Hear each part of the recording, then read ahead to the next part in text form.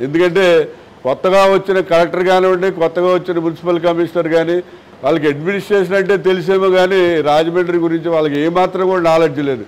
వాళ్ళు ఏమి కూడా చేయలేరు వాళ్ళు, ఎందుకంటే వాళ్ళు ఫ్రెష్ క్యాండిడేట్స్. అందు గురించి కార్పొరేటర్స్ ఉంటేనే సవ్యంగా జరుగుతుంది.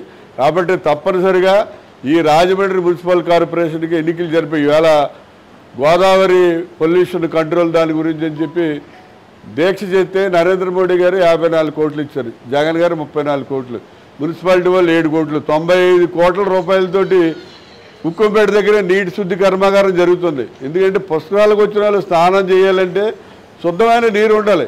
ఒకవైపు పేపర్ మిల్ ఎఫ్లూయెంట్ వచ్చి ఇంకా కలిసిపోతుంది. ఆ కాతేరు దగ్గరికి వచ్చి మలమూత్రాలు సెప్టిక్ ట్యాంకులు అక్కడ కలిపేస్తున్నారు. ఏ కంట్రోల్ లేదు. ఈ మురికి కోపంలో వచ్చి పుష్కరాలకి స్నానం చేయమంటారా? ఏ రకంగా కంట్రోల్? పోయినసారి 3 కోట్లు వచ్చారన్నారు, ఈసారి 8 కోట్లు వస్తారన్నారు. అసలు రాజమండ్రి 8 కోట్ల మంది జనాభాను భరించే స్థితిలో ఉందా? దానికి ఏం చేయాలి? ఇవన్నీ ఏ ప్లానింగ్ లేకుండా రాజమండ్రి పుష్కరాలను నాశనం చేయాలని ప్రయత్నం చేస్తున్నారు. ఏంటి అర్థం కాదు. ఎందుకంటే గతంలో కూడా చంద్రబాబు నాయుడు గారు ముఖ్యమంత్రి 28 మంది చచ్చిపోయారు. మరి ఈ 3 కోట్ల మంది జనాభా వస్తే 28 మంది చచ్చిపోయారు. ఈసారి 8 కోట్ల మంది వస్తారంటారు. ఎంతమంది చచ్చిపోవాలి? కాబట్టి ఒక నిర్దిష్టమైన ప్లానింగ్ ఉండాలంటే కార్పొరేషన్కే తక్షణం కూడా మున్సిపల్ కార్పొరేషన్కి ఎన్నికలు జరిపించాలి.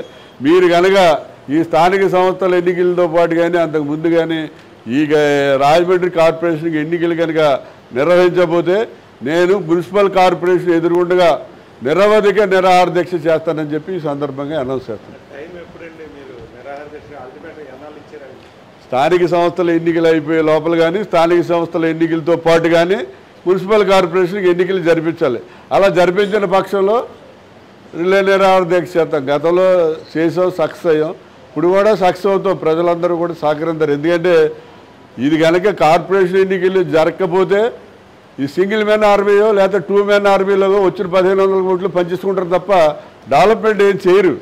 కాబట్టి ఒక 52 మంది కార్పొరేటర్లు ఉంటే ఏ ఏరియాకి ఏ వార్డుకి ఏం కావాలన్నది అదంతా కూడా సుదీర్ఘంగా చర్చించుకుని చేయడానికి అవకాశం ఉంటుంది. కాబట్టి స్థానిక సంస్థల ఎన్నికలకు ముందు కానీ స్థానిక సంస్థల ఎన్నికలు అయిపోయే లోపల కానీ చేయకపోతే మాత్రం నిరవధిక నిరాహార దీక్ష చేస్తారు.